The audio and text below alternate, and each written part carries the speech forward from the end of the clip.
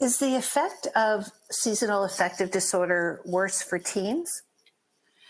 It could be. Teens have, per definition, a late sleep phase. Also, teens without ADHD. This is typical for all adolescents that they are later sleepers than all children and all adults. And this rhythm advances back after you reach the age of 25 to 30, but it does not happen in people with ADHD. They remain late forever. So teens in general have difficulty going to bed on time, and they have difficulty to getting up on time in the morning. So you could argue that light therapy is good for all teens, and maybe melatonin also, in order to fall asleep earlier and get up earlier. These both treatments. Someone asked, does SAD affect women differently than men? And if so, how? And do older adults suffer more than younger people? Yeah, I already showed you the numbers that females are 4 times more often suffering from SAD compared to men. I think this has to do with the connection between the menstrual cycle, the moon cycle, and the seasonal cycle. These are all time related cycles. We have the day-night cycle, which is 24 hours. We have the menstrual cycle, which lasts a month, more or less.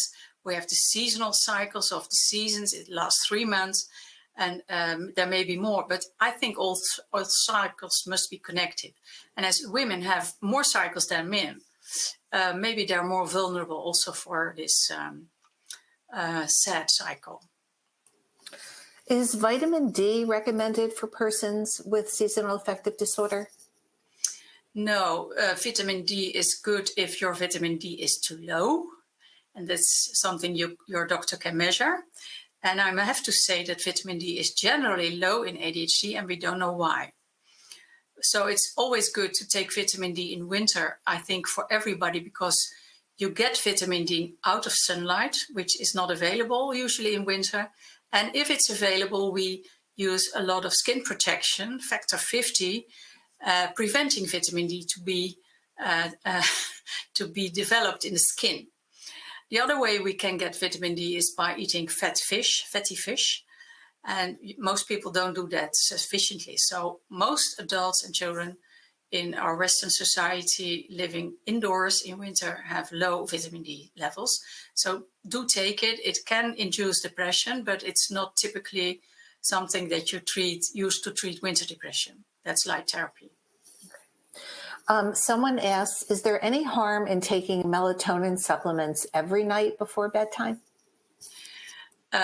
Well, not everybody may agree with me, but I think melatonin is highly effective and necessary for those who are late sleepers by genetic makeup.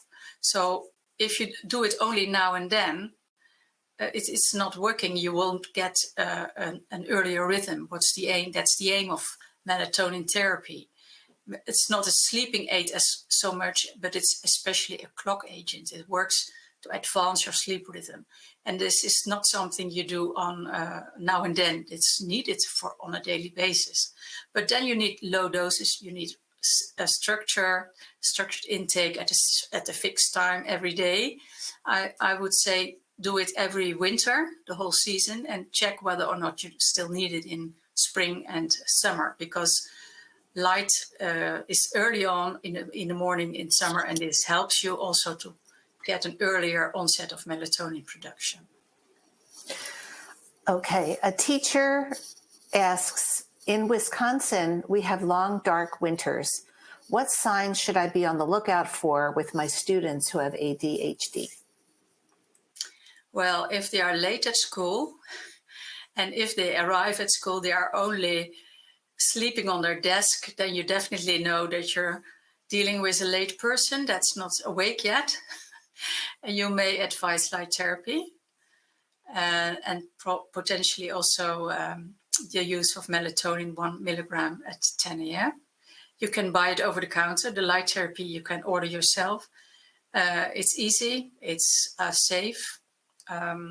You could also consider using daylight lamps at school in order to wake them up from the onset of school in the morning. But it's expensive, but there are schools are doing that in order to wake up teens in general, in order to improve the teaching level and the memory of the memory quality of the teens.